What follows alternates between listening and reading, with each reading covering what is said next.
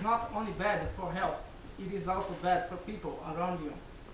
Breathing other people's smoke is called passive, involuntary, or secondhand smoking.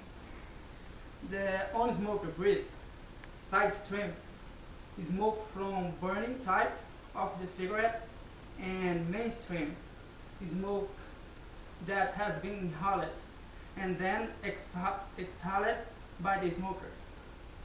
Secondhand smoke is a major source of indoor air pollution. How does this affect a passive smoker? Some of the immediate effects of passive smoking include eye irritation, headache, cough, sore throat, and nausea. Adults with asthma can experience a significant decline in lung function when exposed, while new cases of asthma may be induced in children whose parents smoke. Short-term exposure to tobacco smoke also has a measurable effect on the heart in non-smoker.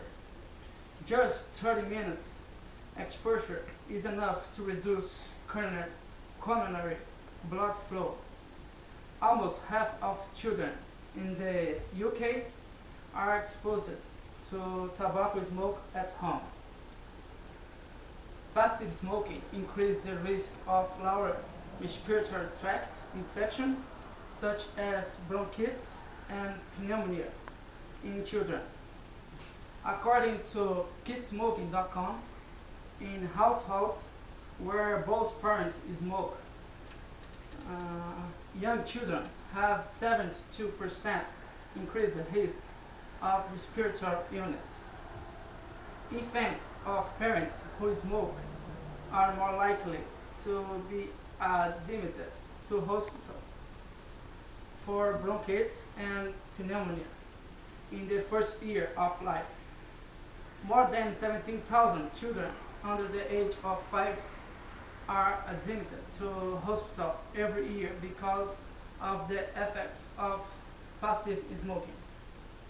Passive smoking during childhood predisposes children to developing chronic obstructive airway disease and cancer as adults. Exposure to tobacco smoke may also impair olfactory function in children. A Canadian study found that passive smoking reduced children's ability to detect a wide variety of odors compared with children raised in non-smoking households. Passive smoking may also affect children's mental development.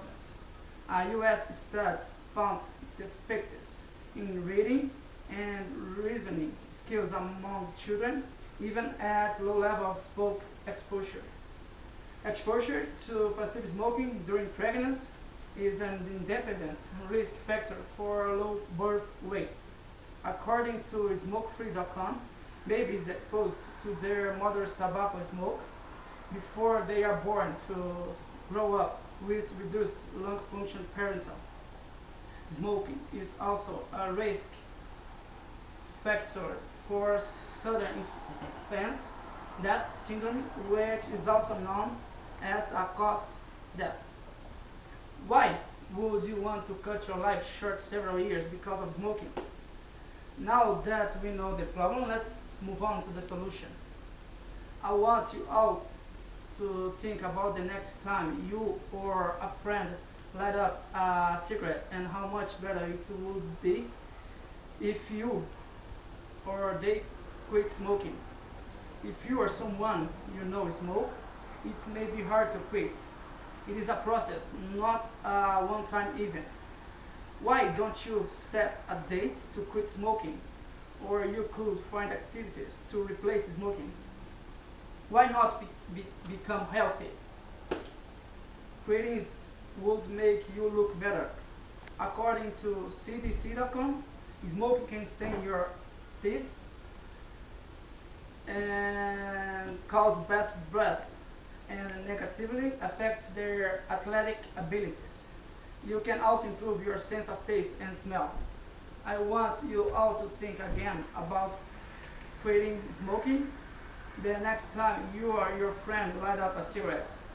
Now, imagine having a loved one or someone you know go through several months of pain and suffering because after those several months they are not there anymore.